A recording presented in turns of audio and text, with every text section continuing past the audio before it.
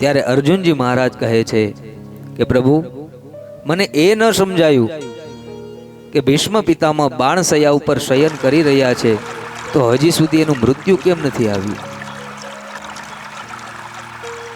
ત્યારે ભીષ્મ પિતામહ એનો જવાબ આપે છે કે સાંભળ અર્જુન, આ છે મારા પાપનું કર્મ છે, એ મારે ભોગવવાનું છે કે મેં કૌરવોનું અન્ન ખાધું છે.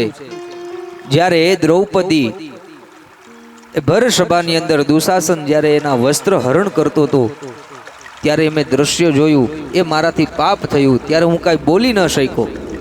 તો મારા શરીરની અંદર જે કાંઈ પણ રક્ત છે ને, એ કૌરવોના અનાજનું એ જે લોહી છે એ જ્યાં સુધી ન નીકળે ત્યાં સુધી મેં બાણશૈયા ઉપર શયન કરવાનું વ્રત લીધું. અને મને ઈચ્છા મૃત્યુ છે, મારી ઈચ્છા થશે ત્યારે હું મૃત્યુને લઈશ. અને મેં ભગવાન પાસેથી એક એવું પણ વચન લીધેલું છે કે જ્યારે મારો અંત સમય આવે ત્યારે તમે મારી સામે રહેવા જોઈએ. એ વચનના કારણે આજ ભગવાન મારી સામે ઊભા છે. મારો અંત સમય જ્યારે આવે પ્રભુ, તમે રેજો અનૈનો ની સામે પ્રભુ.